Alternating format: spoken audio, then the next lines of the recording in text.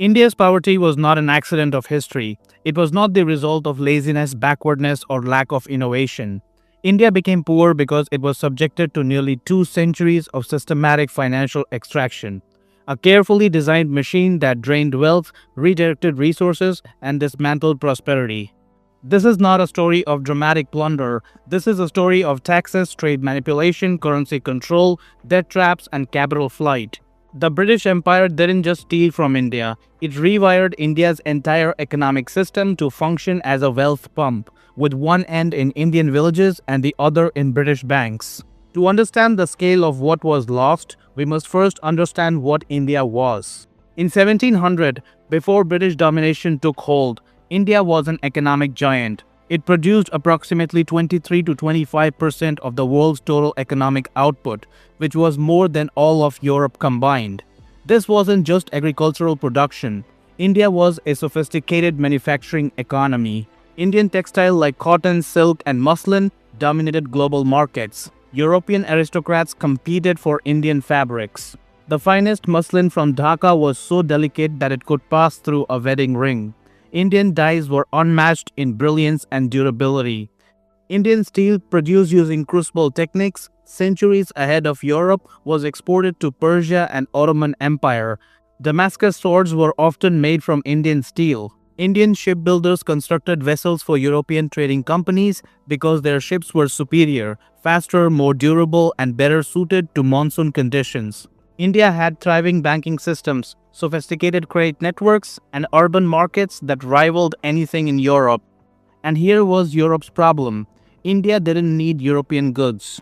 European traders arriving in India faced an uncomfortable reality. Indians didn't want their woolen, they didn't need inferior metalwork, and European manufactured goods couldn't compete with Indian quality. To buy Indian textiles, spices, and steel, Europeans had to pay in silver. Massive quantities of silver flowed from European mines through European ports and then into Indian coffers. This silver drain was considered a national crisis in Britain, so something had to change. The change came not through better products or competitive pricing. The change came through conquest. After the Battle of Plassey in 1757, the British East India Company seized control of Bengal's revenue system. Within a few years, the entire economic relationship inverted. India stopped being a trading partner and became a revenue farm. The foundation of this extraction was a redesigned taxation system. The British restructured land revenue collection, raising tax rates to brutal level, often 50 to 60% of agricultural output, and sometimes even higher. But there was a crucial twist in this. These taxes had to be paid in cash and not in grain. This seemingly technical detail had devastating consequences. Farmers who had previously paid in grains could avoid price fluctuations. But now they were forced into cash markets, regardless of conditions.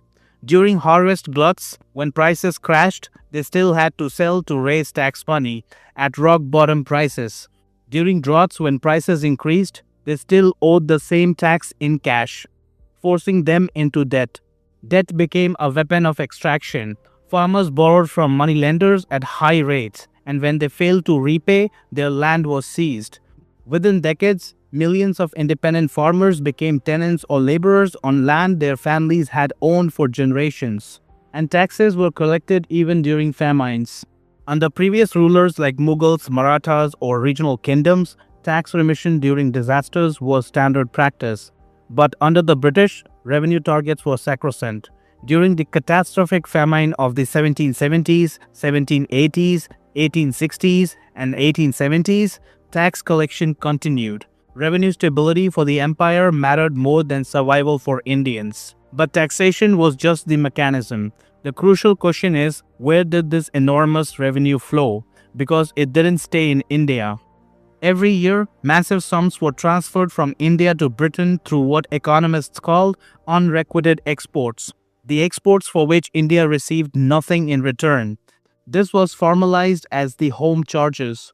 Home charges included salaries of British officials, which were paid at rates 10 to 20 times higher than comparable Indian positions, pensions for retired British officials, interest on debt that Britain had accumulated and simply assigned to India's account, Costs of Britain's India office in London. Indians paid for the bureaucracy that ruled them. Military expenditure for British officers and units in India. Costs of military campaign across Asia, Africa, and the Middle East conducted by the British Indian Army. Now, the last point deserves emphasis. India paid for an army that conquered and policed much of the British Empire. Indian soldiers who were paid low wages fought in China during the Opium Wars, in Afghanistan, in Burma, in East Africa, in Mesopotamia. Britain used Indian money and Indian blood to build a global empire while calling it the British Empire. So India paid to be occupied, India paid to be conquered, and India paid for Britain's wars elsewhere. While taxes drained the countryside, trade policy dismantled India's manufacturing base. Before British rule, India's textile industry was the world's most competitive. Indian cloth was cheaper and better than British alternatives. British manufacturers couldn't compete in open markets, so Britain rigged the game. Heavy tariffs, sometimes 70 to 80%, were imposed on Indian textiles entering Britain, effectively banning them. Meanwhile, British textiles entered India duty-free or with minimal tariffs of 2 to 3%. Indian weavers lost export markets while facing subsidized competition at home. The results were catastrophic. The great textile centers like Dhaka, Murshidabad, and Surat collapsed. Millions of skilled artisans lost their livelihoods. British officials documented ghost towns where thriving craft centers once stood. Denied the ability to manufacture, India was redesigned as a raw material supplier. Cotton was grown in India, shipped to Manchester, manufactured into cloth in British mills, often using Indian workers who had immigrated and then sold back to India at markup. India went from exporting finished textiles worth enormous sums to exporting raw cotton worth a fraction of the value. The value-added processing, the wealth creation, happened in Britain. This pattern extended across industries. India grew indigo, but it couldn't process it. It grew opium, but couldn't trade it.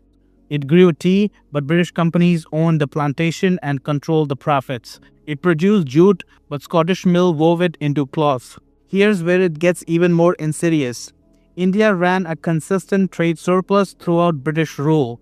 It exported more than it imported. In normal economics, this would mean wealth accumulation, but not in colonial India. Britain appropriated India's trade surplus to settle its own global trade deficits. Britain imported grains from America, timber from Scandinavia, wine from France, and paid it using India's export earnings. India was Britain's piggy bank, its credit line, its global checkbook. British merchant houses in London would draw on Indian accounts to finance trade with third countries. India never saw the goods, never received the payments, but bore the cost. Indian merchant Darabai Nairoji called this the drain theory, wealth flowing out with nothing flowing back in. British economists attacked him as exaggerating, but modern research proves that he was right, possibly even understating the case. Now, Britain even today claims that it gave railways to India. They portray railways in India as benevolent infrastructure investment. However, the reality is different. Railways were built with capital raised in London, guaranteed a 5% annual return by the Indian government. If revenues fell short, Indian taxpayers made the difference. If revenues exceeded expectations, then British investors kept the profits. How sweet. Risk was socialized onto Indians and profit was privatized to British shareholders. Moreover, railways weren't designed for India's economic integration. Routes prioritized moving raw materials from interior regions to port cities, cotton to Bombay, tea to Calcutta, wheat to Karachi for exports. They were designed to move troops quickly to suppress rebellions. Economic development of Indian markets was incidental. India paid for infrastructure that primarily served extraction. It was like you giving a gun to someone who wants to kill you.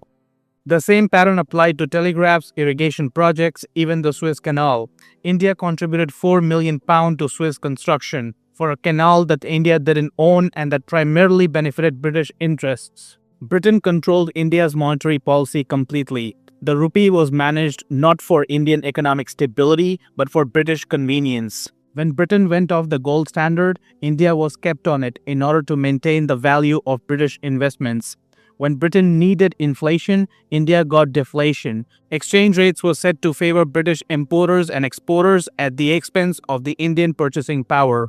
India had no central bank, no independent monetary policy, no ability to respond to economic shocks. Financial sovereignty, which is the ability to manage your own money, was completely absent. British-era famines killed tens of millions. These weren't natural disasters, they were policy failures bordering on policy choices.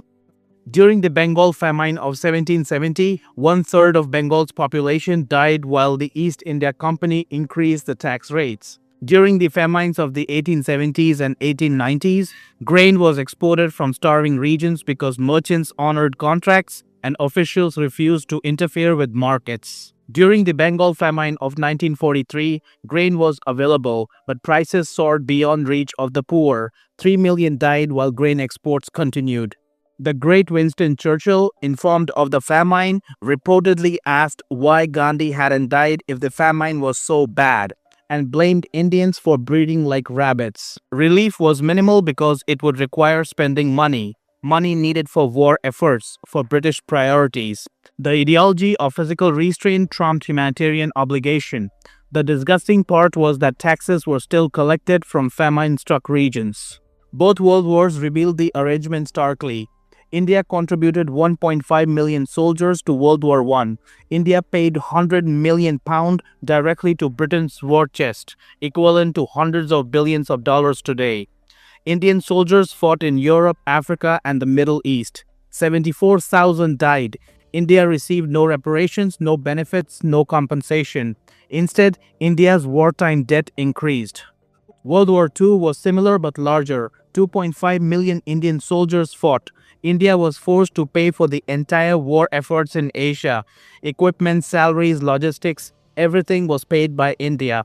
Britain emerged victorious while India emerged with massive debt that Britain refused to honor. And after independence, Britain claimed that India owed Britain money. Economist Utsa Patnaik calculated that between 1765 and 1938, Britain drained approximately $45 trillion from India. Even conservative estimates acknowledge several trillion dollars. To contextualize, $45 trillion is more than twice Britain's current GDP accumulated over 173 years. It's roughly 17 times the entire Marshall Plan that rebuilt post-war Europe.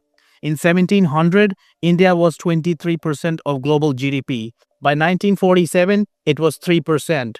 This 20% point collapse wasn't because Indians forgot how to work. It was because the system was designed to extract, not develop.